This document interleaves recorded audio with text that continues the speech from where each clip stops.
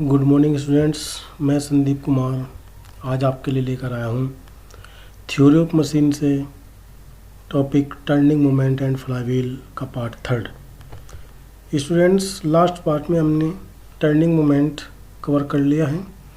इस पार्ट में हम फ्लाईव्हील की स्टडी करेंगे, फ्लाईव्हील की डेफिनेशन और कुछ some importants points of flywheel.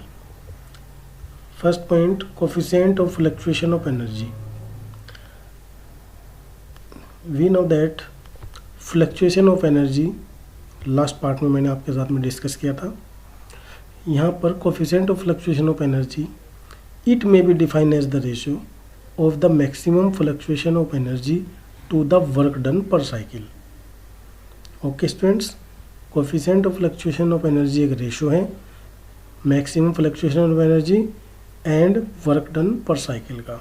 जैसे कि मैंने यहाँ पे ये फॉर्मूला लिखा है, maximum fluctuation of energy upon work done per cycle. The work done per cycle newton metre या joules may be obtain by using the following two relations. Okay students, ये जो हमारे रिलेशंस हैं इनसे हम इनको निकाल सकते हैं। जैसे कि हम फ्लाईव्हील हमारा क्या है, flywheel is a device used to store energy when available in axis and release the same when there is a shortage।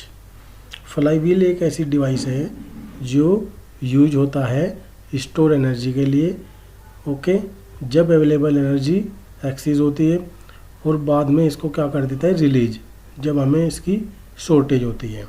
किसी भी इंजन को जब एनर्जी की शॉर्टेज होती है तो फ्लाईव्हील एनर्जी को रिलीज कर देता है। फ्लाईव्हील एक तरह का व्हील है, एक तरह का इस तरह का व्हील है, डायग्राम हम दिखा देंगे अभी आपको। इस तरह का व्हील होता है जो इंजन की क्रैंकशाफ्ट पे लगा रहता है।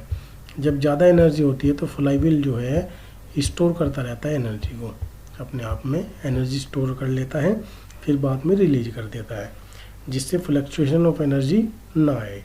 Flywheel are use in IC engine, pumps, compressor and in machines performing intermittent operations such as punching, shearing, riveting, etc. A flywheel may be disc type or rim type।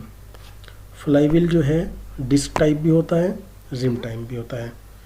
Flywheel help in something out the fluctuation of the torque on the crankshaft and maintain the speed with in the prescribed limit.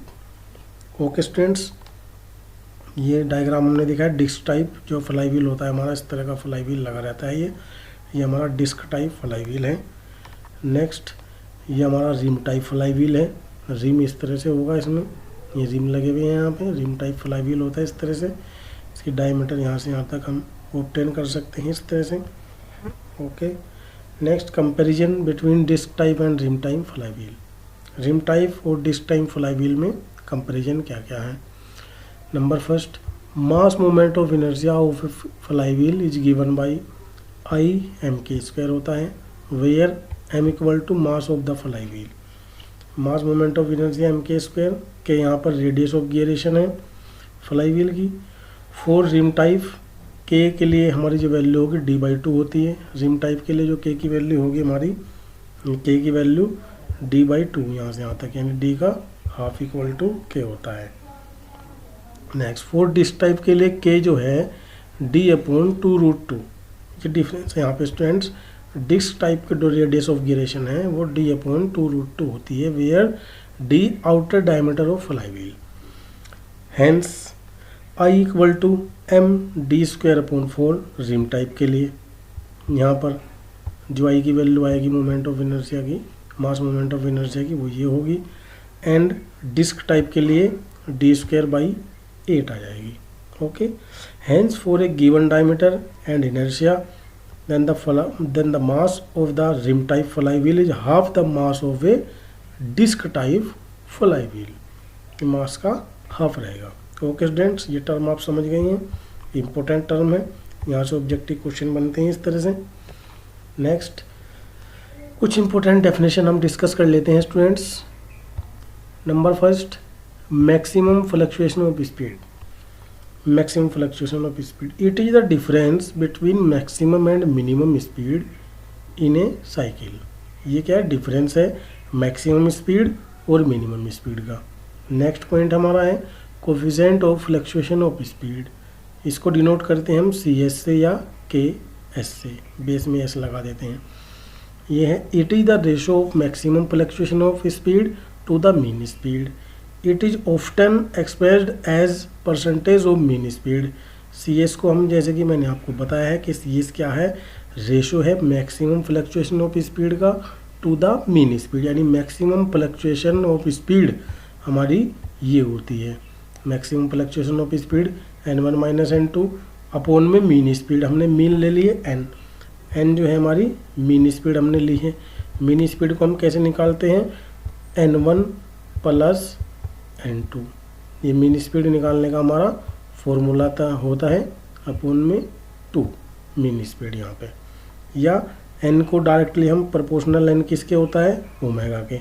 Omega के n proportional कैसे होता है, बहुत बार हम आपको बता चुके हैं कि omega equal to 2 pi n upon 60 होता है. ओके स्टूडेंट्स, तो ओमेगा डायरेक्टली प्रोपोर्शनल किसके होता है, n के होता है. एंड ओमेगा एंगुलर वेलोसिटी होती है हमारी 2 पाई n अपॉन 60, जैसा कि मैंने आपको बताया है. ओके स्टूडेंट्स, नेक्स्ट देखेंगे point coefficient of fluctuation of energy. अब है coefficient of fluctuation of energy. Student ध्यान देना, it is the ratio of maximum fluctuation of energy to the mean kinetic energy. ये होगा कोफिशिएंट ऑफ फ्लक्चुएशन, रेशो किसका है, maximum fluctuation of energy to mean. यहाँ पे भी डिफरेंस आएगा फ्लक्चुएशन ऑफ एनर्जी का और मीन एनर्जी का. सेम वही बात है, जो coefficient of fluctuation of speed है वही coefficient of fluctuation of energy का फॉर्मूला है सेम. यहाँ पे डेल्टा ई लिख सकते हैं हम फ्लक्चुएशन ऑफ एनर्जी को, और ई हमारा मीन स्पीड हो जाएगा. इसको ई भी लिख सकते हैं. It is often expressed as the ratio of excess energy to the work done per cycle, C और K E upon W D per cycle. Next point है coefficient of steadiness. Coefficient of steadiness जो है reciprocal होता है किसका, fluctuation of speed का. Coefficient of steadiness यानी इसका रिवर्स हो जाएगा फ्लक्चुएशन ऑफ स्पीड का, ओमेगा 1 माइनस ओमेगा 2 नीचे आ जाएगा, और जो मीन है हमारी फ्लक्चुएशन ऑफ स्पीड वो मीन हो जाएगी. ओके स्टूडेंट्स, आई होप सबको समझ में आ गया होगा. अगर समझ में नहीं आया हो तो वीडियो को एक बार से दोबारा देख लेना है. Thank you.